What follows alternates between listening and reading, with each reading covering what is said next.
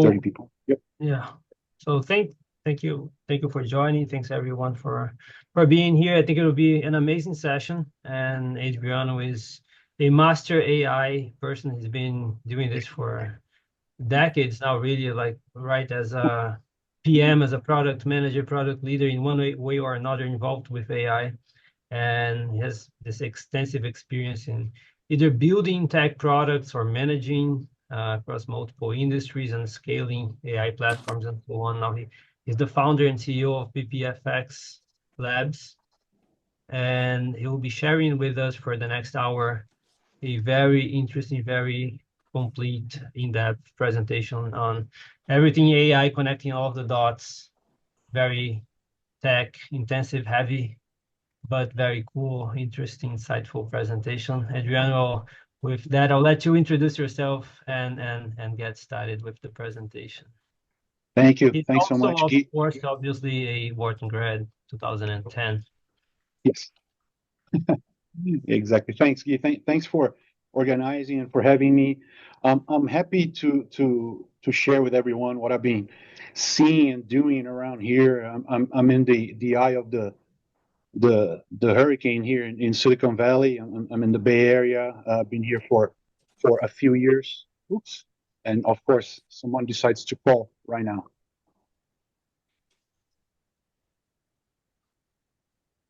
I don't even know where.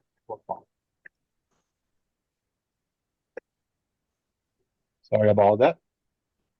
This is a very interesting event and a new format, actually, relatively new, where we have Brazil, Atlanta, Philly, No, Florida, all over, have several different clubs joining us in this cross club event. So thanks everyone for making this happen, and the leaders in these clubs, especially. sorry about that. Can you hear me? Yeah, I can hear you. All right. Sorry about it. Uh, so let me get started. Let me tell you a little bit about myself. I've been at the intersection of tech and business for over 25 years now.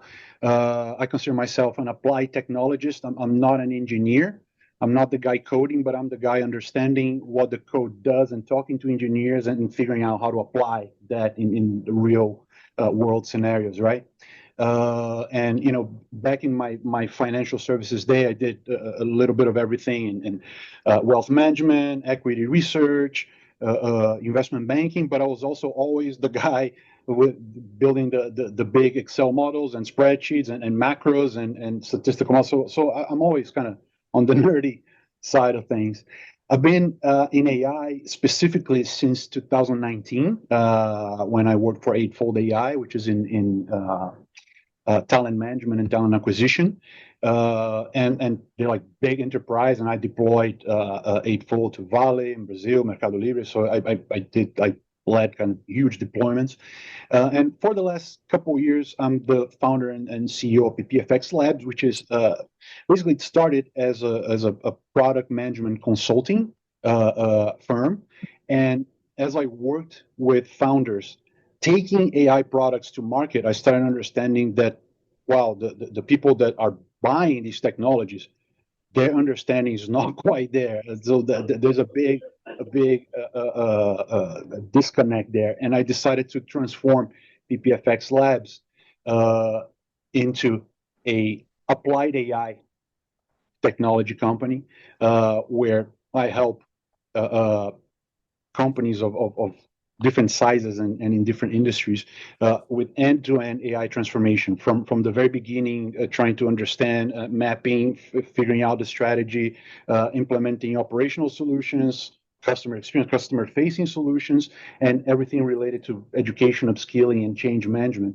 So I decided to transform PPFX because that's as I was helping companies developing AI products, I realized that this is the world needed more than some of those products that I was seeing itself. So just a quick introduction. Uh, and let me tell a little bit about the program for today. It's a little, it's complete, as Guy mentioned, right? We have like six main areas. First, we're going to talk about foundations. We're going to understand the LLM, which is really the key building block for anything AI, Gen AI these days, and I'll talk more about that. Then we're going to understand how you build other applications based on the LLMs and alternative names like WTF for agents, right? Everybody's talking about agents. I'm going to guide you guys through how we get to agents from an LLM to agents, right?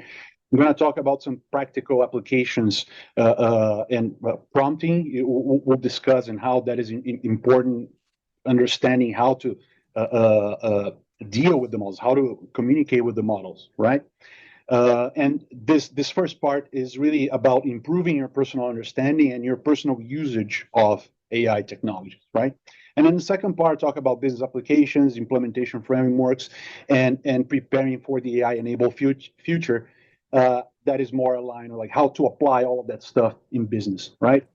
And oh, sure, it's a lot. And yes, it is a lot. It's definitely not advisable to cover so much in such a short space of time. But the reason why I wanted to do this is because what I'm seeing out there is that information about AI is generally very fragmented because it's a very big field, right? People talk about small pieces of it, and people have trouble putting it all back together. And it's also very abstract. People talk about concepts but I want to actually help you guys visualize some of what's happening under the hood. Calma aí, So that, Júnior. so Primeiro that Chico, da viagem, so você quer outras coisas. please, please. Para. Oh, there you go. I want to show you a little bit of what's going on under the hood. And I promise you, it may feel a little technical, but understanding the mechanics behind it will help understand the application of it, right?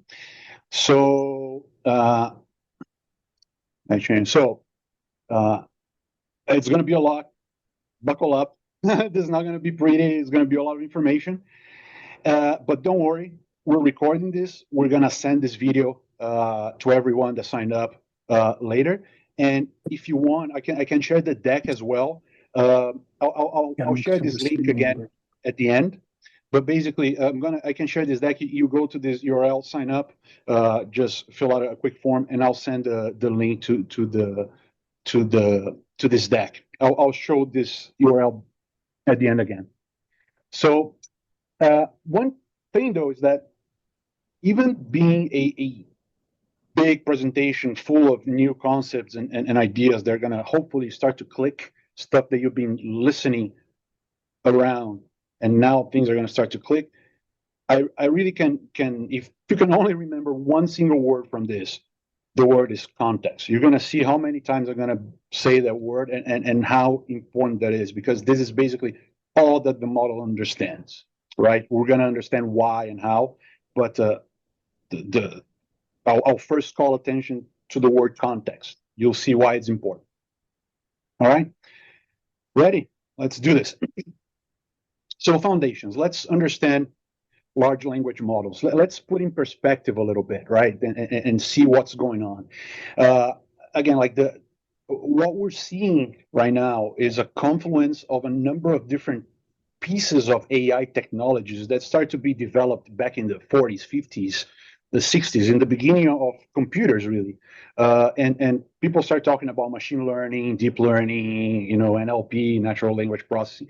And it's been a thing for a long time, right? But evolution was pretty slow, right? And there was even like the AI winter that they call it from 87 to 93, where nothing really happened. There was no money being invested. And I think a lot of the technology really to become more useful needed more compute. So the whole thing had to go evolving together over time, right? So here I put a bit of a timeline to kind of call out how things are accelerating lately, right? Before you had like meaningful events happening every few years. In the 90s, in 97, Deep Blue defeated Kasparov. I don't know, probably a good chunk here is old enough to remember that. I do. In 2011, so I don't know, however many, like almost 15 years later, Watson won Jeopardy. In 2016, DeepMind AlphaGo beat the world champion in Go in the super complex game. So you see the intervals between meaningful facts are decreasing, and what we're seeing nowadays is absolutely just crazy. Honestly, like what I'm talking about, the kind of is every week there are many new models and capability increasing. So everything is accelerating, and I think in 2017 the transformer architecture, when that was basically uh, created, that's really what enabled the explosion that we're seeing now. Is when you could start building models that understood context and not just a random probability. It understood what was coming in the context of the input, and that's what enabled what we're seeing today, right? But it's really a confluence of all technologies coming together, and things are just accelerating, right? So let's talk a little about what large language models are, and I'm going to go from simpler to more complex. I'm gonna kind of break it down in parts.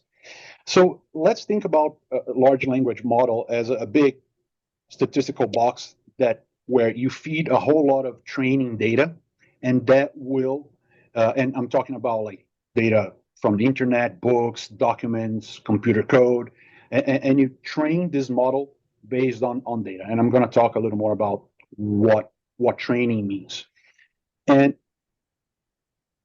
that's it. Once that information is loaded there, the communication with this model is basically an input and an output, right? You put in some text and you output some text, right? So think of it. I don't think it's a necessarily a great analogy, especially for machine learning engineers. That they'll probably kick me for this, but think of it as like a humongous Excel workbook with hundreds of tabs, and each tab has like hundreds of millions of values and formulas.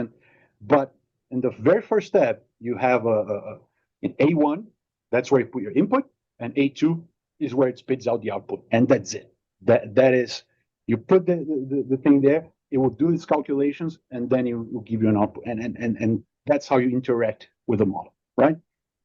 How does it generate the output? And I'm going to talk about how you train it, but first let's going to talk about how you generate the output, right? And I'm going to talk about three different parts, three different sessions of this model, this algorithm, right? First, you have some text as an input. You break it apart in tokens, and I'm going to talk what tokens are, but think of it as like words, right? For now, let's think of tokens as words. Based on this input, it will give you a distribution probability of what would be the next word, the next token there, given what I'm seeing on the input, right? And then I have a third algorithm that will sample from this distribution, and will select what token is actually going to use as the output. And it will give me the output. And for all of that stuff, all I got was one token as the output. For me to get a proper generation, a full answer, right, I just need to keep it doing over and over and over. So I just get the token that it generated, append it to the end of the initial prompt, and run again, right? So how do LLMs generate responses? The answer to that is basically one token at a time. It just does it very, very quickly, right? Now let's look a little bit into what tokens are. And you probably hear about tokens and number of tokens in context windows. We're going to discuss all of that. Tokens are basically subdivisions of your content that happen often enough, right? So for an entry like this, please explain how LLMs generate their output. And it is, I don't know, like 15 to 17 words. It's not exactly word by word, right? You actually have 20 tokens here, because LLMs, turns out, is not one single token. You have one token for L, and then the other one for LM, and then you have another one for S, right? When you have a non-technical, you have three tokens: non, the dash, and the technical. So the token count tends to be about 1.3 tokens per word of input text, right? So that's just when you might hear about tokens in input. That's what tokens mean, right? But again, computers don't understand words. All they understand is numbers, right? So all these tokens are transformed into little IDs. So tokens are basically IDs. You can give an ID to each token, right? And in this case, in this specific model, right, the CL 100K, you have about 100,000 tokens as a vocabulary. There are 100,000 possible tokens that can appear on a text, right? And this it's model based. So the tokenizer, it depends on the model. So this is really what the model is seeing, what you feed into the model, IDs for tokens, a series of ID, right? Now, internally in the model, each token is represented as a long array of numbers, of values, the weights, right? And usually when you read about it and you talk about, hey, what does it look? What does the vector of a token look like? They always represent it like this to show, hey, it's a long sequence of numbers, and it's too long for me to represent. So I just wanted to give it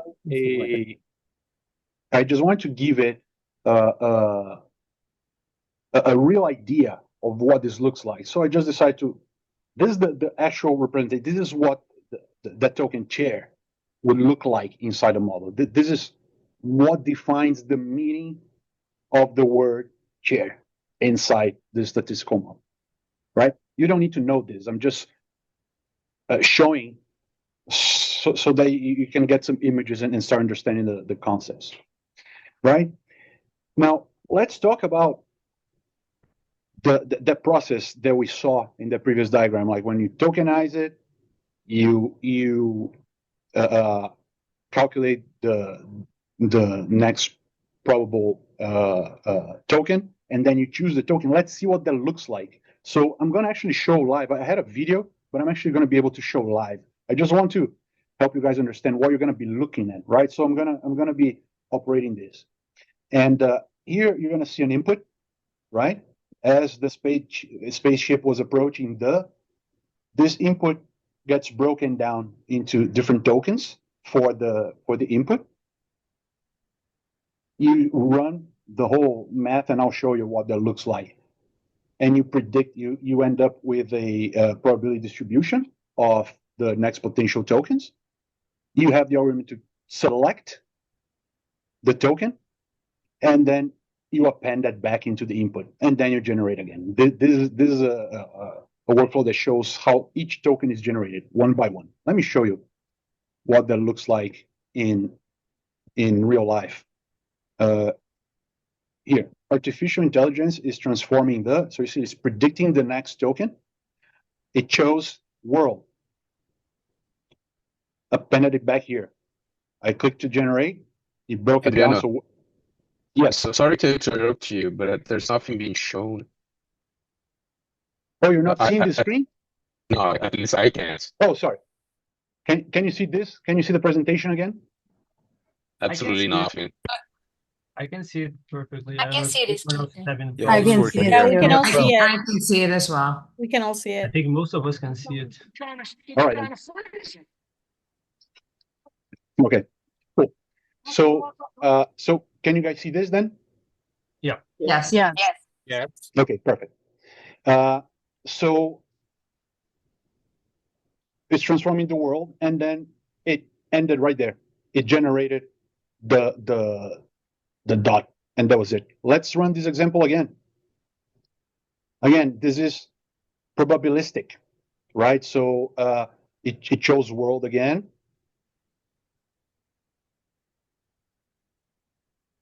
Well, it finished again. Anyways, let me show you. That was not what was generating.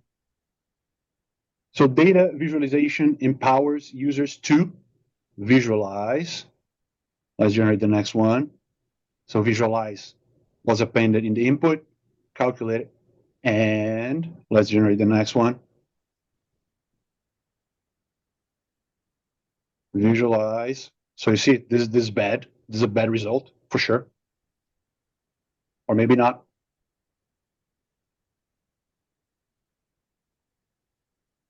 It is, right? So this is what's happening inside these models, really, is generating token by token.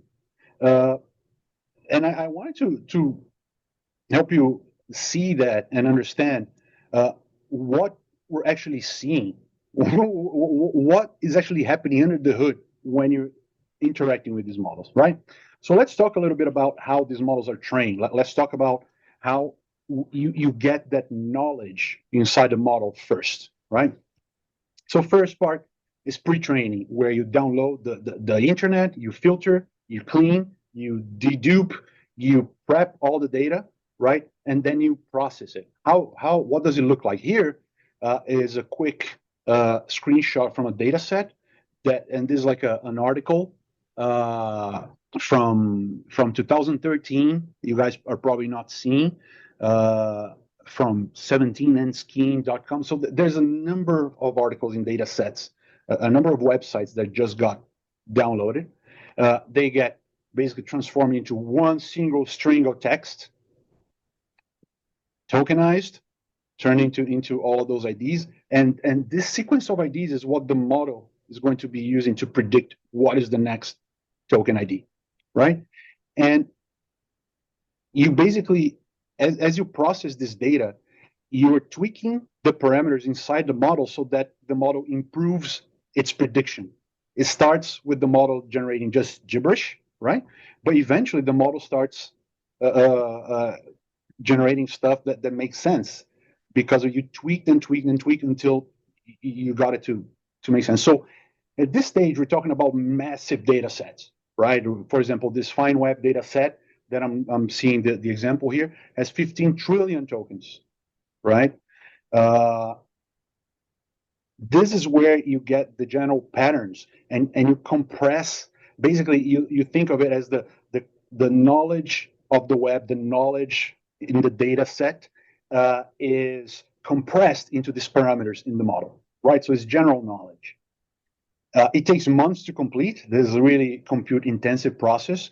And after this, you end up with a base model, which is still not an assistant. This is mostly like a token predictor. So it will predict the next token based on patterns that it saw on the web. So it may not act like a helpful assistant, right? To make it act like a helpful assistant comes the post-training. It's where you get a different type of data set. This is where you start refining the output based on examples. So here is where you start putting like, hey, the role is a prompter and the role here is an assistant. So it starts ingesting a whole bunch of these conversations that look like the conversation that we tend to have with these models, right? So here, can you write a short introduction, blah, blah, and then the answer, I'm not going to. So you start feeding a whole bunch of questions and answers and specific information that hasn't been fed before. So this is really where you're training by example, right? I mean, everything is training by example, but here you're not just ingesting data from the web. Now you're creating specific data sets reflecting the behavior that you want the model to have. And this is where the model gets its behavior and its personality for the most part, right? This is done using techniques called like reinforcement learning and reinforcement learning from human feedback, right? And this is basically data sets that are created in collaboration between humans and synthetic content, right? In the beginning, of course, was a lot of humans collecting and writing these responses, like specialists, not just random people on the web, like specialists writing responses. And you create data sets that they're good for reinforcement learning in topics where you do have like right and wrong questions, right?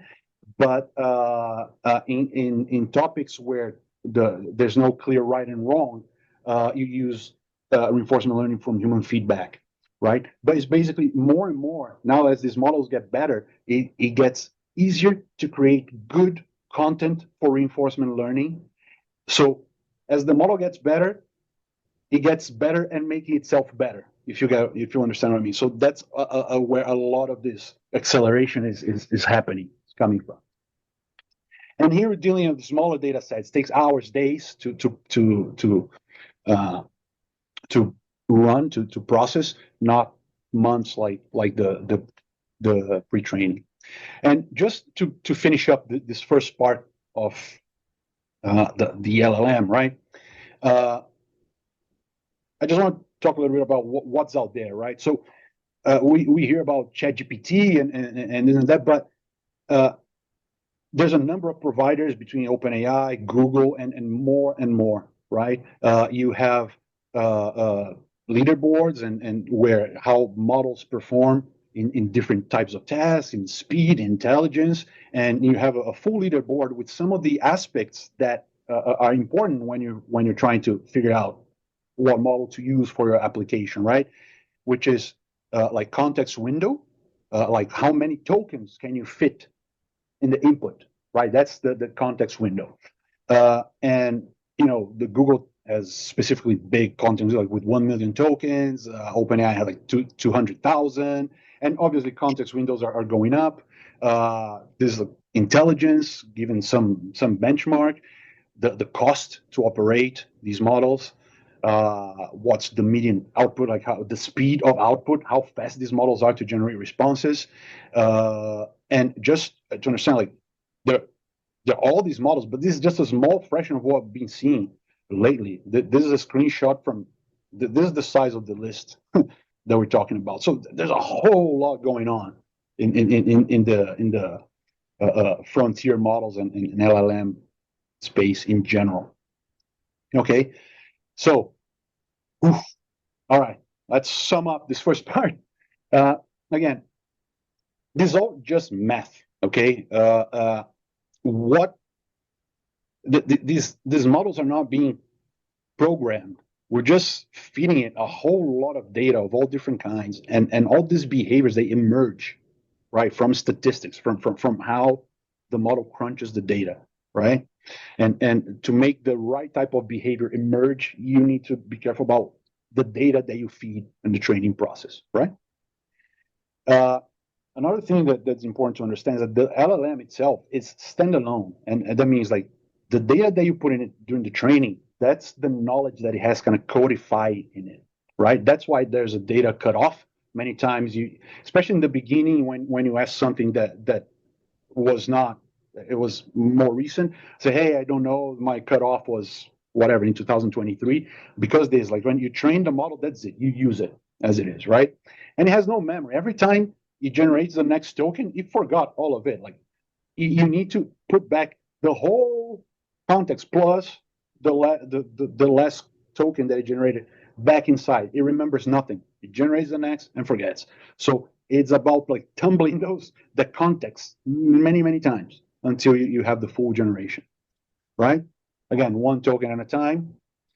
Another thing is important to understand: it's either learning or it's inferring, it's generating, right? Not both at once. So at this point, with this type of architecture, you're either training the model or you are using it to generate. So when you put a question in there, it's not learning from that question. That question might later be used as part of a fine-tuning data set that will be folded back via reinforcement learning into the model. But as you ask it, it's not learning anything. It's just predicting the next, right?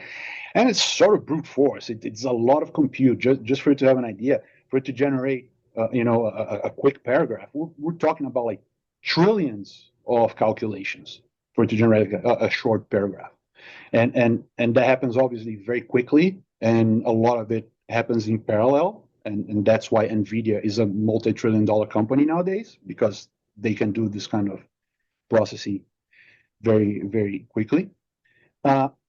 Hallucination. I didn't talk about it, but we all know it's a problem. Hallucination is basically a prediction with low statistical significance. It means that when you do not have enough data inside the model, right, and you don't give it enough context, it will give you some answer, but as it's generating the next prompt, it tends to be a little random because it doesn't have enough original data inside to predict that with. So the way there are many techniques to handle hallucination, right? But basically the model makers are improving it more and more through further fine tuning and all of that, right? So it's nothing other than a prediction for which you really do not have a whole lot of statistically significant data, right? And I think one thing that I saw, I didn't come up with this analogy, but I saw in a video, and I think super useful to understand, is that the knowledge that is embedded in the parameters of the model, right, during the training and all of that, think of it as a vague recollection. Do you know how? Yes, I'm not necessarily going to be able to spit it back out word by word, right? But yes, I kind of know the concept. Now, what you put in the prompt, what you put in the context window, in the input, really that's really a working memory. That's more accessible for the model to be able to plug out like word for word from right there. So this is a general on the LLM. Now, let me move fast through to the rest. I think that it's going to be interesting because now that you have this model, you have a little brain that, depending on the context that you feed to it, it will really respond to you with what it's impressive what it can respond depending on what you throw in, right? So let's understand how we put these models to work, right?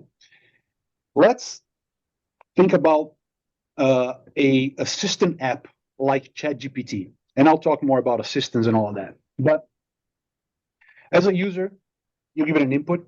You have to build a little app, a little application, where you have a user interface where you can actually type your input, define your settings. You have a little database that saves your conversations, all the past chats that you had with it, your preferences, and you have a little orchestration logic inside that formats your input with the system input, with potentially context that is plucking from this database, and it constructs a big prompt, right? With all the information that it needs to send, of which your prompt is just a small part. Your question, is just a small part, right?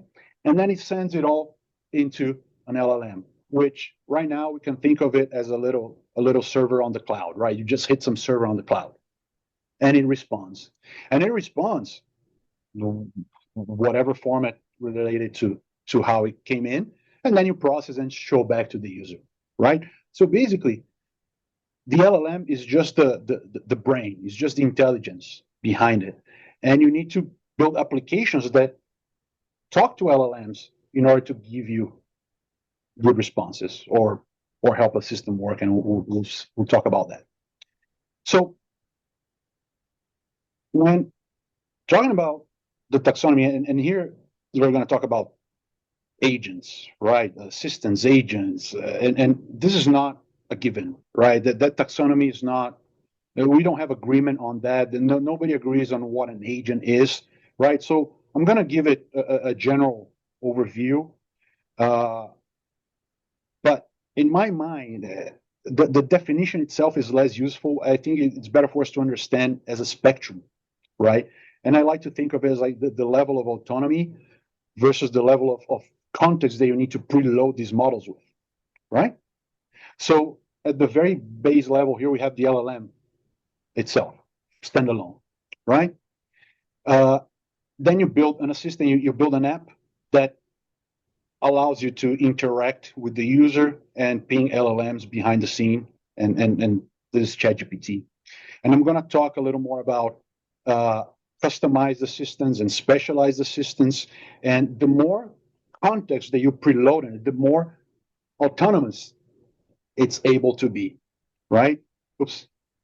And then agents is, you really have to load more context, and it's more autonomous. Now, when something stops being an assistant and starts being an agent, those lines are getting blurred. They are blurred and are getting more blurred. We're going to talk about it now.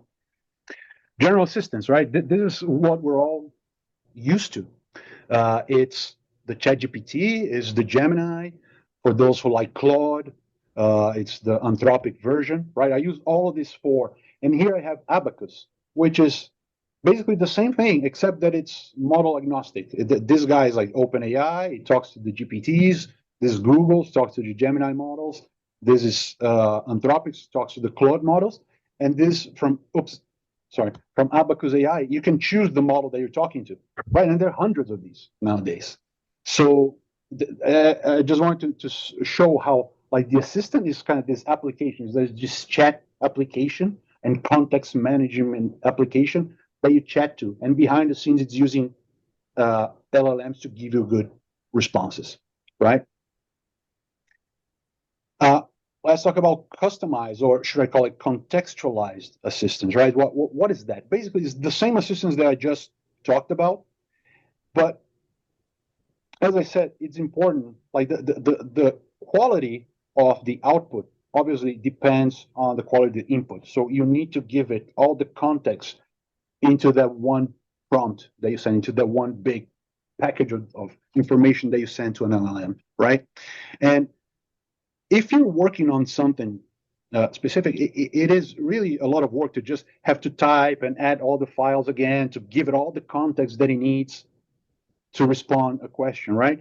So what you start having in all of these assistants is that you start having features that allow you to better manage the context. Like, for example, in Claude, you can start a project, right? Of course, I use Claude. I used all of them to develop this presentation, right? But this was my project to develop this presentation. And you have conversations here, you have docs that you can add to the so you already have context preloaded there. And you just go into the project and ask the question, already knows to look into the documents they put there. So you don't have to be repeating yourself every time, right? And in Gemini, you can create a gem where you give instructions and it performs specific functions, and you can add knowledge and add files. In ChatGPT, you can do the same. You can create your own personal GPT where you give it special instructions on how it needs to perform and what tools it has, right? So this is kind of the next step over using assistants is customizing your assistants for yourself and giving it the context of the work that they're developing, right? Then I talk a little bit about specialized assistants, which is the same, but these guys are applied for specific functions. So here I have a GitHub Copilot that is an assistant focused on coding, right? So these tend to use fine-tuned models where you just continue that process of post-training, but with more specialized data, you just give it more and more specific context to a specific view. So the fine-tuning process is really basically just doing more of that same stuff they were doing in training, but with specific data, right? So we have this guy that is a coding assistant. We have this guy, Perplexity, that I use all the time, that is a research assistant. Basically, search is competing with Google, right? And here I have two examples of legal assistants, right? Co-counsel by Thomson Reuters and Harvey. Let's talk a little bit about multimodal, right? So far I said, hey, LLMs don't do anything. All they can do is respond to what what you put in there in text, but it understands video, it understands voice already. Well, yes, and what was happening was that for the most part, there are different models, right? The one that knew how to transform the voice into a transcript, and then you feed that into an LLM. But now what's starting to happen is that the LLMs themselves, they're folding, they're starting to break down voice and image and in tokens, in their own way, different types of tokens, but then they just put all those tokens in the same model. So the models themselves are becoming multimodal. You're no longer connecting different types of models to do different modalities. Like you have a single multimodal model that's much faster, right? So we stop talking about LLMs, large language models, and we start talking about large multimodal models, LMM, right? That's what we're starting to see. And if you think about that assistant app, right, that we talked about before, and you start connecting it with a augmented LLM. Now you're starting to connect different tools to LLM and allowing the LLM to, of course, it just keeps evolving. So you're allowing the LLM to know when to call different tools. So we provide an LLM You create a system that calls an LLM, but it knows when to do web search, when to retrieve docs, when to access database, execute code, connect any API. And now we're talking about a much more powerful, uh, uh, a much more powerful being here, a much more powerful thing. And really, that's kind of the base of the agent is when you create an application that makes calls to LLM to reason through some steps, and it knows to connect with different tools, and it does all of that in natural language. It connects to a different little application that, based on the tools that it has connected, it knows how to select what tool to use given the prompt, given the input, and it has memory to use, and it can talk to other agents, and it starts taking actions, and all of these things are other applications that are powered by LLMs as well. So they have a little brains inside. So really, we're starting to have these applications basically talk to themselves in natural language, right? And really, what agents are when you build an application, you start putting an LLM on top of the other to take care of different parts of the workflows, and it just starts becoming more and more autonomous because you keep building the logic inside, right? Let's talk a little bit about how we can apply this, and then I know that I'm running out of time. I'm gonna go rush through the next, but there are many ways they can deploy this depending on the kind of workflow that you're discussing, right? Let's talk about that augmented LLM. So an LLM with retrieval, with tools, with memory, right? So it's no longer just a model; it's more of an application. And you can, depending on the flow, you can have a router that figures out what's the best other agent, right? That can perform the task and then provide an output. You have prompt chaining, where you chain a number of different prompts following a certain logic and gates to and exit conditions in the flow. You can, if you're processing, if something that is a lot of data to process at once, and you need the fast processing, you can parallelize the stuff, and you can have multiple different agents in the middle processing stuff, and then another one to aggregate it. You have one that can orchestrate what each of these guys do, and then someone that synthesizes, right? And then you have like a flow. There's like one generates something, and then you have one that evaluates, and it just keeps running circles until the answer is good enough. So this is how you can deploy like these smart applications in day-to-day workflows. Is really concatenating them. Let's talk a little bit about prompting. The art and science of prompting is really the input of quality drives the quality of the output, right? That there's no way around it. The key elements of effective prompting: clear instructions, all the context, format, specification, and examples, right? All of that is you put into the context window. It helps the model generate the right type of response. So some best practices: be specific and explicit, right? Instead of write about climate change, you be specific about what that needs to look like, right? Is it that 300-word blog post? This is a better prompt. Provide the context, right? Specify the format. Like, hey, I want this in bullet points. I want like a long text, many paragraphs, long, short, right? Ask for reasoning. By having the model reason, you basically have it think more. It has to generate more tokens, so it has to run the process more times. That's what happens to it. And request iterations, right? So if it's not good, like ask for it to give a number of different options, and then you start figuring out which one is the best way to go. There's some advanced prompting techniques, chain of thought, where you really ask the model to explain step by step. better for logic, for math, that kind of stuff. Role prompting. You are a physics teacher explaining quantum computer. Like if you give the model a role, it kind of loads up the context that it has attached to that role in its training data, right? And it tends to perform better. And few shot learning, where you actually give it a few examples of what the answer should look like, some situations, and then you have it generate the response. And this is all stuff they put together in a prompt, right?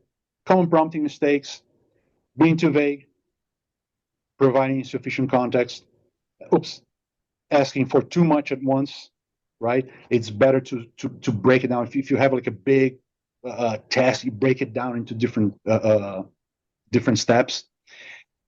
Not specifying constraints. The more clarity around constraints, the better for these models. And assuming perfect recall within longer conversations, right? I said, hey, the context window is sort of the working memory, yes, but if the context window is getting too long and you're feeding a lot of stuff in there, it's also not going to be as able to recall word for word. Okay. So this is the first part. Let's talk a little bit about business applications real quick that I want to get to the end. And I'm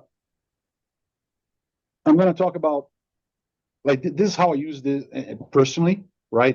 That's I think a big part of it is like augmenting yourself with AI, right?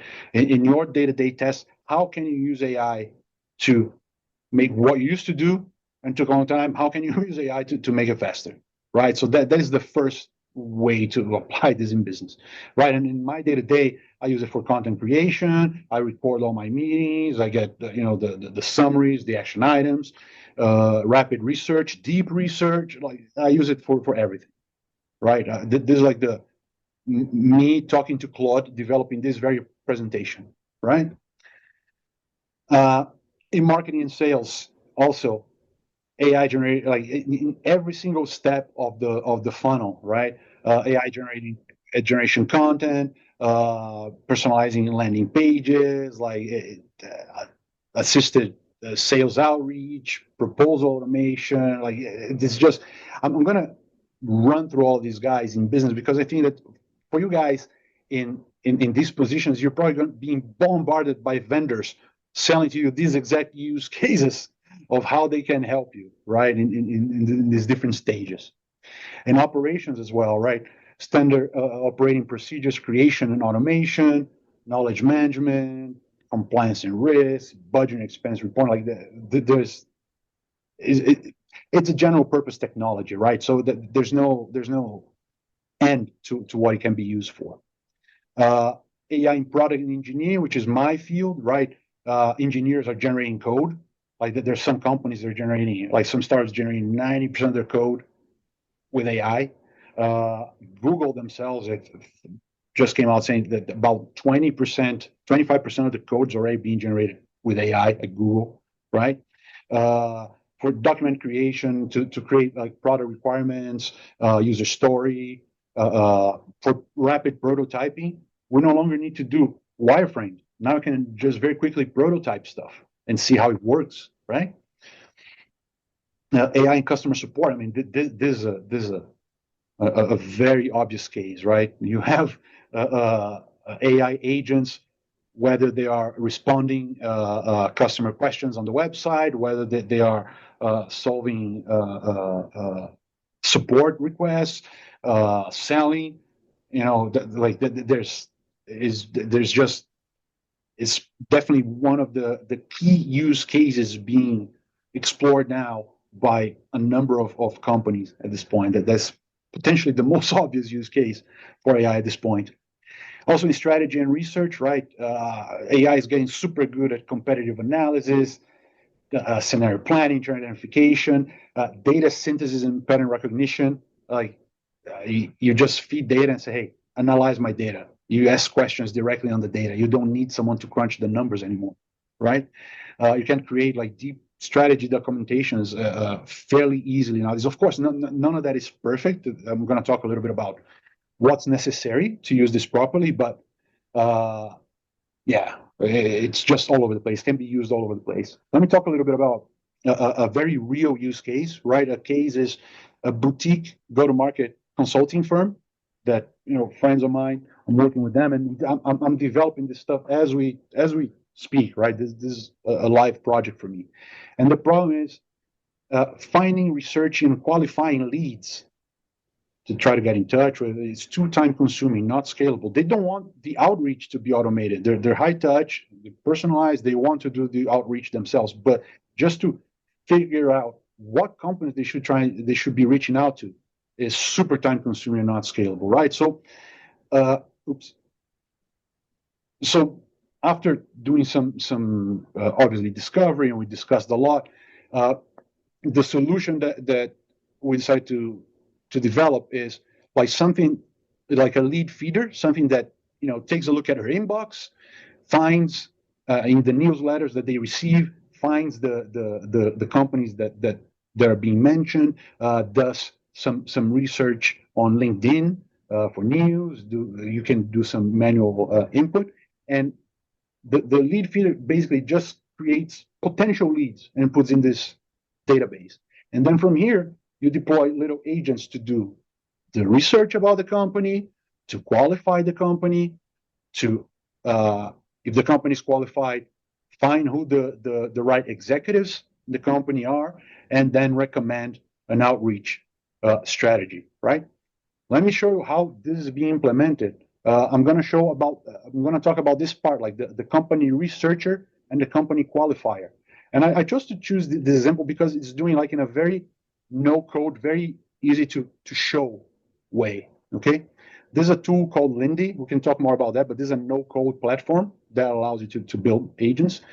And here I have a simple workflow that, either receives a message or sees a new row being added in a spreadsheet, right?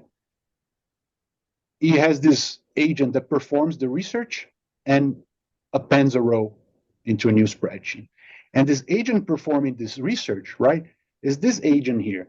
And it's connected to the web browser to extract the web page text.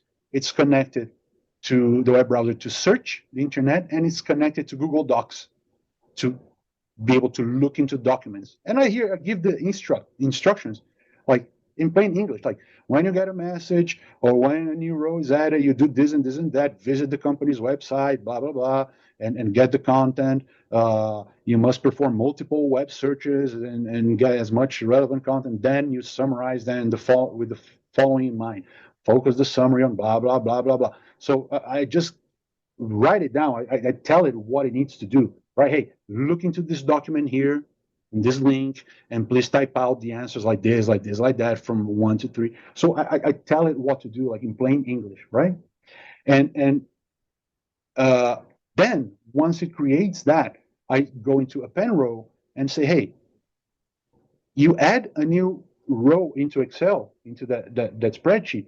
And for the values, for each of the values in each of the cells, based on the title of the cell, you use AI to figure out what should go there.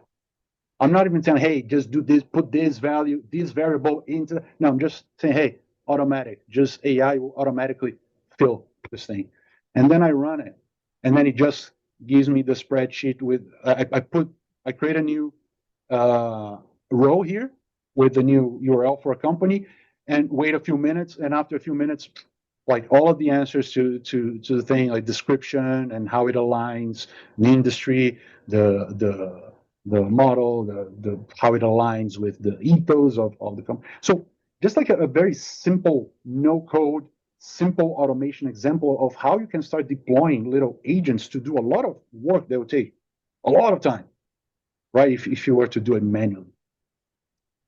Okay. So I'm about to be past my time, so let me just rush through this one. But implementing requires, obviously, assessment, lots of experimentation, right? The implementation to scale. We talk about governance and measurement, right?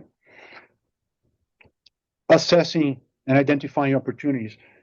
It's a bit obvious, but hey, you want stuff that is low complexity and high impact. And given the fact that AI is evolving so fast and is getting so good, but it's still so new, I think people don't quite understand how many low-hanging fruits are out there in terms of like fairly low complexity, but still potentially super high impact on day-to-day operations, right? So there's still a whole bunch of those.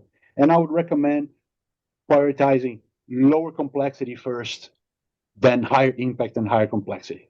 Because again, it's new stuff. It's changing every day. It has to be iterative, right? And I talk about that here. It's really about experimenting, the probabilistic nature of the technology themselves, and the unknowable fitness of the existing context. What do I talk about that? Data tends to be a mess. In any company that you go, data tends to be a mess. You don't have the manuals, you don't have the standard operating procedures. That stuff is not in place, right? So you don't really know how what you have in place is going to help you, and how much you're going to have to improve that. Use AI to improve that, but how much you're going to have to improve that. So you need to, you don't know how that's going to pan out. So it has to be iterative, right? Implementation, and this is where you really prepare this to scale, right? That's where you integrate with the existing systems. That's where you make sure that the user experience is proper, that people that are going to be using this are properly trained and enabled, right? That you have the proper feedback mechanisms and monitoring and maintenance. I think that other than context, that's the other big part of deploying AI is really the evaluation. Like, is the output good enough? Is the output accurate when it needs to be accurate? Is it hallucinating? Is it useful? You know, is it responding as I need it to? Again, here, data privacy and security. That's related to whatever policies you have in the company already, right? Output quality and accuracy, definitely related with the monitoring and quality, right? Looking into bias and fairness, transparency and explainability. Why is it generating the responses the way it is? Do we understand it or not, right? And compliance, like it needs to comply with the regulations of your specific space. Define the proper metrics to success, right? And it could be efficiency metrics, quality metrics, business impact metrics, user adoption metrics. It really depends on the use case. That's, I think, one thing important to understand is that deploying AI is very, very use case specific. It allows us to customize things greatly, and it almost forces us to customize things greatly because, again, it's a different beast, right? We need to work with it a little bit differently. Now, to finish up, and I know I'm at time, let me try to be brief here. Preparing for the AI-enabled future, right? What we're talking about here is AI literacy, understanding what AI can do and cannot do at this point. For the most part, can do at this, right now, can do most. AI utilization, how you effectively start using day-to-day, that will give you a whole different level of understanding of how that can be deployed. But I think that at the top of the pyramid here, right, is about the human-centric skills, like the critical thinking, as I put there, the judgment, the reasoning, the emotional intelligence, understanding if that is a good enough response or not. And why not? And being able to provide the feedback on that, right? So this is a good quote from a recent article. Like, when answers get cheap, good questions are the new scarcity, right? In terms of organizational readiness, first of all, leadership needs to be aligned. Leadership needs to understand what they're up against, and they need to align, because their alignment is what's going to drive cultural adaptation, right? You need again, it's a whole new world, and you need the culture in the company to adapt, right? You need to figure out your data infrastructure and readiness. And again, like not having it all ready is not a good enough excuse, right? You use AI to help you get ready. You start smaller, use AI to help you get ready, but not using AI, not deploying AI because your data is not ready, not a good idea at this point. Capability and skill development, you definitely need the people inside to be able to wrangle this new technology, right? And to operate efficiently in this new world. And I cannot repeat this enough, right? It's all about agility and experimentation. It is a probabilistic type of technology. It's about doing it and iterating and shaping it to behave and to function the way you want it to, right? So it is really less about what Gen AI can already do and more about what can you make it do, right? What's next? I think things are moving very quickly. So yeah, we can see multimodal and generative everything, video, and like it's all going to be, large multimodal models. Soon enough, it's all going to be embedded in androids, in those humanoids. Google just released a embedded reasoning model that's exactly for robotics. So yeah, it's all merging into one big, powerful technology. We're going to see, obviously, like we hear a lot about it, that 2025 is the year of agents and autonomous workflows, and yes, I think it is, right? These agents are going to get better and better, and we're just going to keep getting better at using and deploying LLMs to do what we need, what we want. Right, open source and specialized models are just going to keep developing. Like there have been big developments in the open source space with DeepSeek recently, and now OpenAI says it's going to release another open source model. So you can expect that to accelerate development of model capabilities. There's going to be more people working on models. We're going to have to talk a lot about AI and human collaboration, or now it's like how much do you use AI in your day-to-day, right? But soon enough, we're going to be talking about workflows that are designed for augmented humans, for humans that use AI, that they are able to do 10 times more of that one thing that they were able to, right? So it's already in many fields is already accelerating development. Like the AI companies here in Silicon Valley, what they're able to do now with 2-3 engineers is just crazy. We were talking about like the single solopreneur unicorn, like a guy that gets like a company to $1 billion, being like a single founder. It's changing the bar, where the bar is. So we need to talk about how humans and AIs are going to collaborate, right? And obviously, like the regulatory and ethical landscape, it's a brave new world. We don't know what's going on. We don't know what's going to change. So this is going to be changing quite a bit.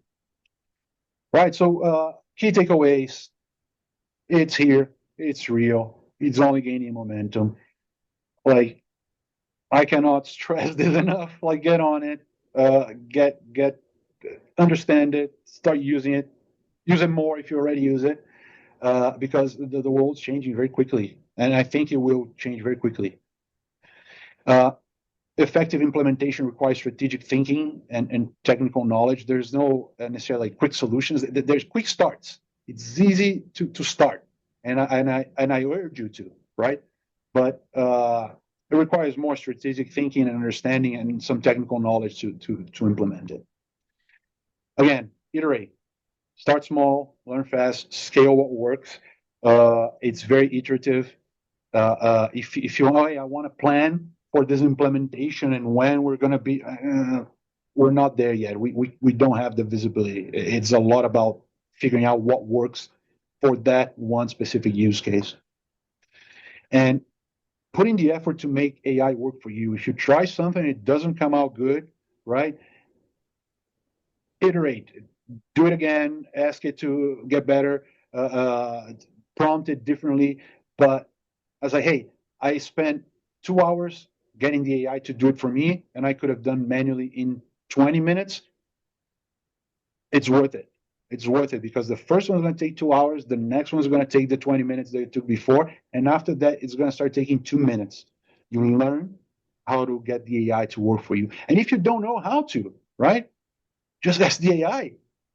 Use the AI to guide you, right? Ask the AI, hey, I want to build this, I want to create this.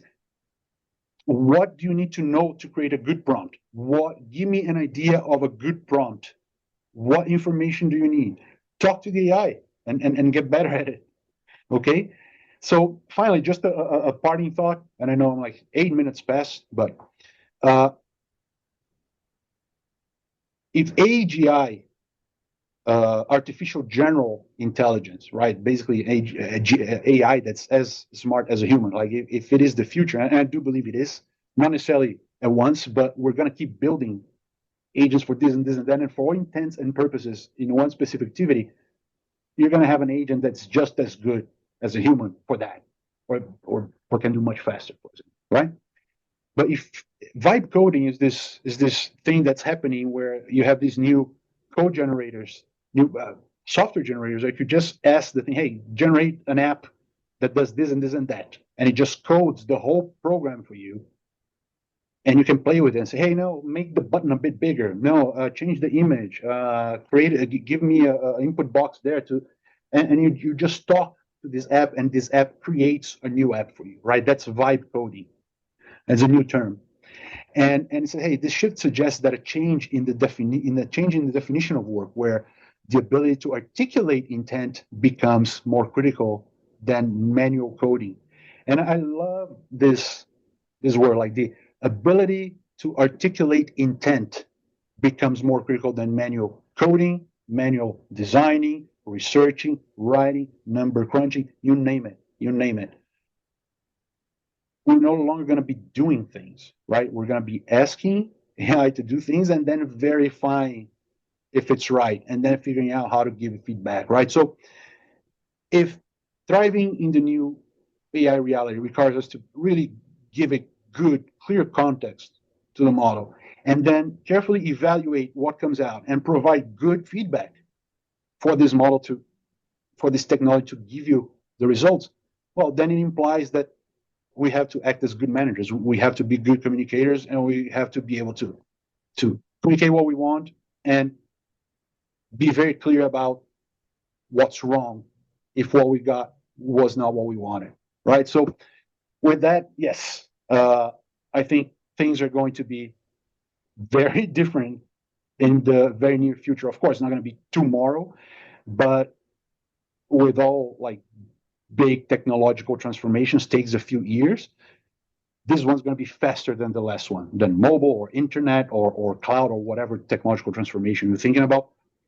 It's not going to be immediate, but assume it's going to be faster than what we want to believe. And thank you for listening. Thank you for staying this whole time, even though it was pretty long and intense. Here's how you can get in touch. You can email me. You can find me on LinkedIn. Here is a QR code for you to find that form if you want to get the deck, and also provide some feedback on the presentation. That'll be very much appreciated. And we had like 15 minutes of Q&A. I ate 10 minutes of those, but I can stay for as long as needed. I'm open to questions from anyone. Thank you so much, Adriano. Very, very insightful, fantastic presentation. Let's open to Q&A. Maybe I should start with one quick question. I don't know if it's so quick, but what's the best way to create agents? Like from my experience, when I try to create agents on GPT, I can't really tweak as I go during my conversations and my ongoing project and so on. If I use a regular thread and try to continuously add information and instructions, it gets heavy and it takes a very long time to load. And the problem is that also it forgets what happened before, and I have to ask it to read the whole thread again, and it gets frustrating. And then, is GPT really the best vehicle to do that? Do you use Grok, Claude, DeepSeek? So I use a number of those, like those four that you saw on the screen, like GPT, Claude, Gemini, and Abacus. I have paid accounts for all those. I use them all, right? And they all work the same. And I think that the best bet, and here's what I think is the great skill of this AI area, is context management, is understanding where the model is getting the context from and where it's not getting the context from. So, for example, instead of having everything in one single long conversation, right? You see, well, this was the start, but this something is a project that I'm gonna be using it quite a bit. It's something that I'm gonna have to have many conversations about this topic. It's better for you to start creating documents or basically just write down the valuable context and start putting into the knowledge base of the project or of the GPT or the gem, right? Because you start creating little pieces of document that become sort of the source of truth, the sort of the base context that's always in the back of the system's mind when you're asking questions on that topic, on that project. Instead of loading it all into one single thread, it's better to have a manageable context plugged down in some document, right, in the instructions of the app, and you keep improving that as you keep having conversations and creating your content. You keep updating that document so that it keeps having all the context. But then you start new conversations every time. Because exactly, if you just let the conversation grow too much, you're just going to have a whole lot into the context window, and you start running into the limits of the LLMs. So it's better to manage the context more centrally and start new conversations every time, not necessarily piggyback on on the last conversation. Just get the conversation growing forever. Got it. Perfect. Thank you. Yeah. Does anyone have any questions? Feel free to unmute or to write in the chat.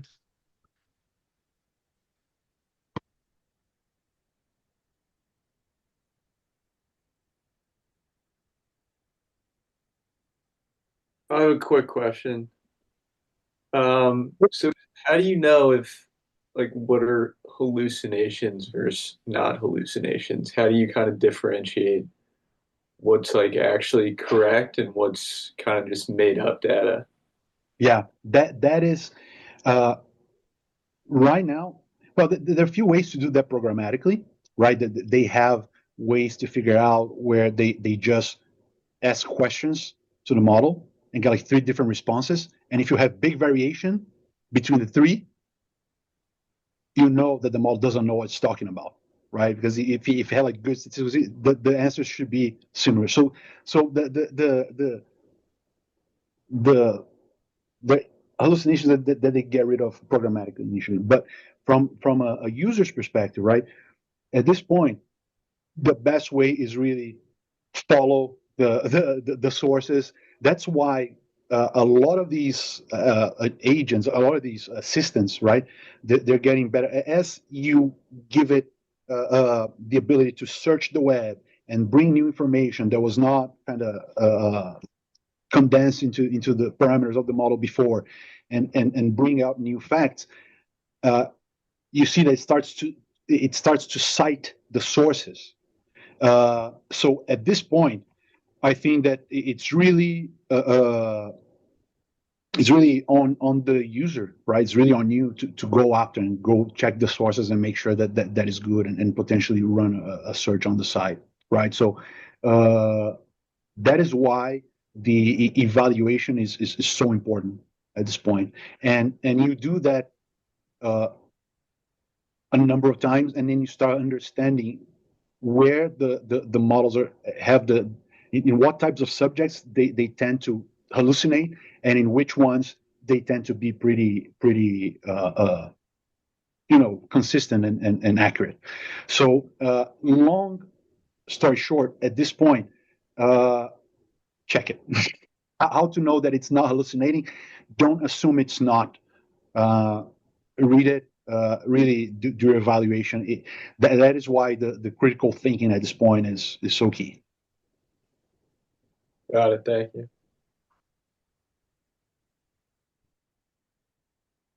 We have a question from Evan asking, which are the best LLMs for writing code?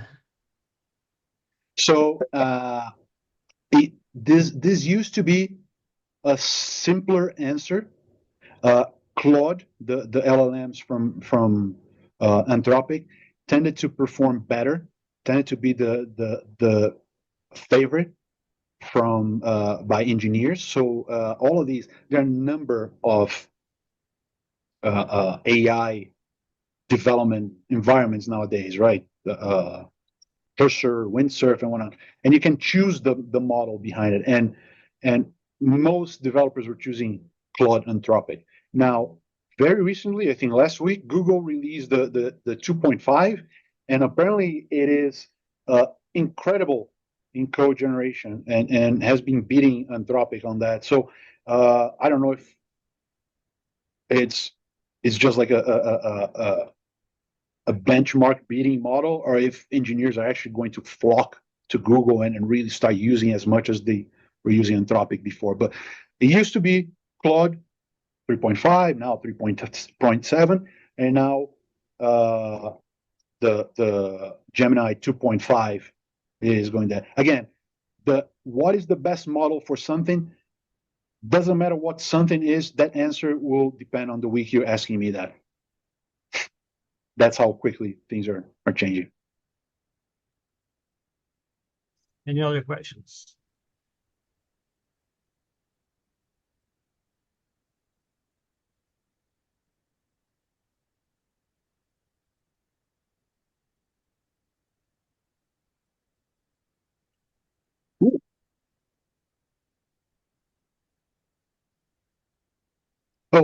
Evan, a RAG, a short-term fix, or a viable ongoing solution? Great question there. I think it is a viable ongoing solution, right? We're getting better in RAG. In RAG, just for the benefit of everyone, RAG is retrieval augmented generation, is where you have a number of documents, some data, some context that you want the models to be able to access, right?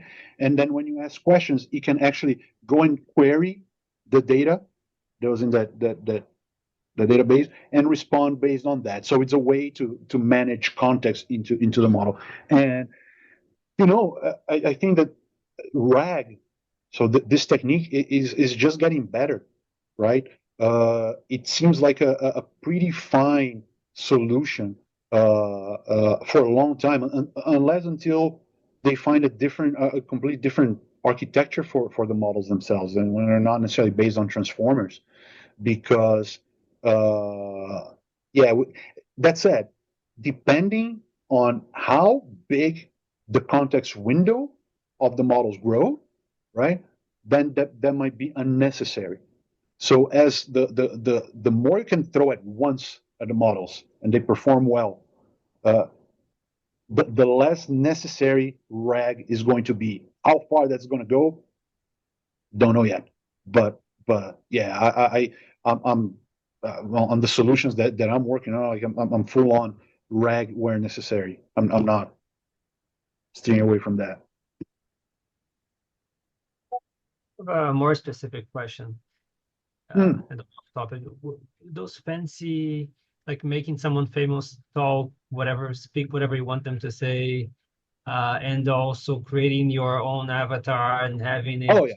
or like a virtual character. And so is that commercially viable? Is that a really quick, easy solution that is available to everyone already? Yes. Yes. Again, nothing is quick and easy, right? With AI, there's always going to be like you get to 80% very quickly, but then the last 20% to make it be very nice, it takes a little longer, right? So it takes, but again, it takes weeks nowadays, right? It doesn't take months how it used to be, but but the last few versions of the providers, like the HeyGen and I even forget the names. There's so many companies there. Yes, I'm actually discussing a potential project right now where we're going to use a virtual clone, like an AI avatar, to interview users to do basically customer research at scale, like interviewing based on a script that's predefined and having a real video conversation with a customer and just being able to consolidate all of that information afterwards in an easy report. Like all of that can be done very quickly. And the one thing about agents and this kind of stuff is that the way to scale, it's just very easy to scale. Initially, right? It feels like you're training a new employee. And it is. You're kind of onboarding a new employee to some degree. You're kind of giving it context and all of that. But once you onboard that one employee, you can multiply the employee for 100. And you can just, right? So you just train one, and then you have however many you want. So that is a big boon in terms of ability to scale solutions. So yeah, again, pulling from examples, but the answer to your question is yes. I think that the avatars are finally at a state where it's viable. It's viable and it's user fairly friendly. Some people are going to be spooked for sure, but for some people, there's going to be a trip. Yeah. We have another question here. We should probably wrap up soon, but there's another question asking for. So for a beginning, thinking of building a commercial solution with AI to optimize a current mundane process, example in an Excel model, what is a good place to start from? That also reminds me of what I've seen in terms of disrupting equity research and how effective it doesn't seem to be so great at replacing human equity analysts yet. It might get there. That's a topic that I'm interested in, which kind of goes in a tangent to that question as well. Yeah. So good questions. And then there's a new one: how do you manage expectations from other people that want a quick solution with all the hype? Well, the way I personally manage expectations is to repeat over and over and over that, hey, it's iterative. There's no, like, it needs to be really tailored to the use case, and it's very. I think that the way you get started first is use it, right? Use it, learn it. There is a lot of content. I consume a lot of content out there in terms of articles from Medium and Substack, or there's a whole bunch of YouTube videos where I learn all of this stuff, right? So there's a whole bunch of people creating good content out there to help you better understand models. I can, when I share the deck, if you sign up, I'll share the deck. I can share a number of sources, a number of people that write good stuff. And yeah, I think that more than anything, before thinking about building it commercially, right, productizing it, try to figure out how to build one for yourself, right? Try to hack it together. Try to prototype it, and start with that. And then the productization of it, like putting it up for commercial use afterwards, that'll be a different story. But start by building yourself whatever it is that you're thinking about. And for Guy, equity research, yes. Here is my take on that. It cannot do it autonomously yet.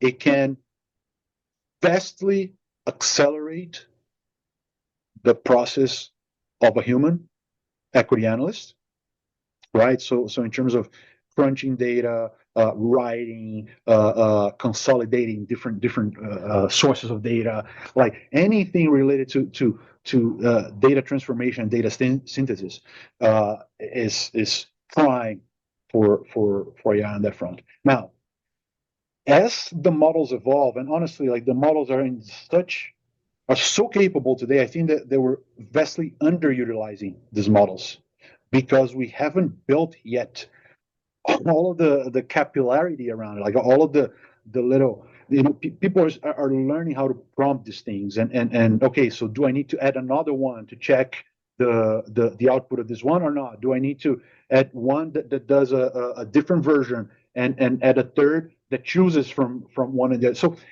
the way you handle the prompts and the way the information flows through the models and through the workflows will vastly impact the results they get from it. So I actually think that it's possible that without much more evolution from the models themselves, just from by us learning how to better use and how to better build the right flows around these LLMs, we might be getting to a point fairly soon where an AI agent can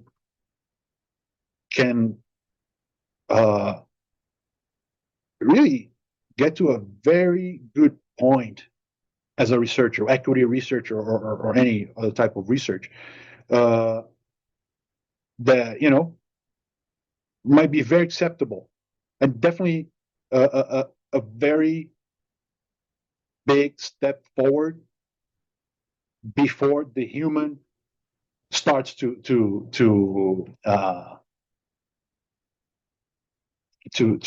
refine it, right? So he really takes over a whole chunk of the work, and then the human goes there to really polish and push it through, right? So I think that we might not be there yet, but I wouldn't bet against being there fairly soon.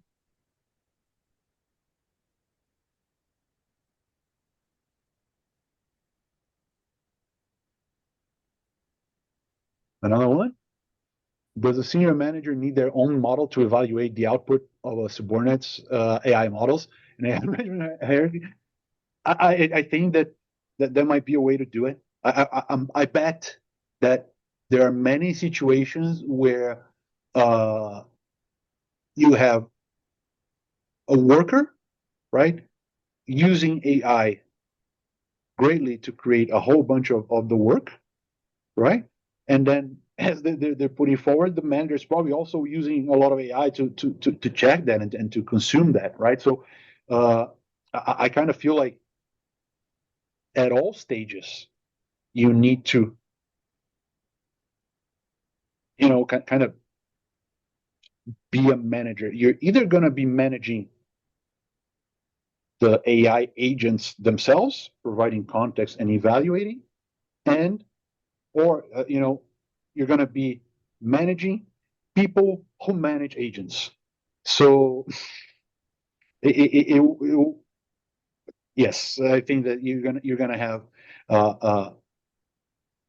AI, not models, right? But applications that use AI models to help you in this brave new world.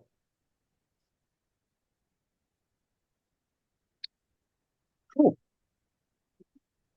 So, I think we're at a good stopping point, no? Yeah, I think Hour we and a should half, the whole event. wrap up from here. Great session. Thanks so much, Adriano. Thanks everyone for joining. Great questions as well. The information is there. Highly recommend that you reach out to him. And until next time. Thanks, everyone. Thanks for coming. Thanks for listening. Great. Thank you. Bye-bye. Thanks, everyone. Ciao.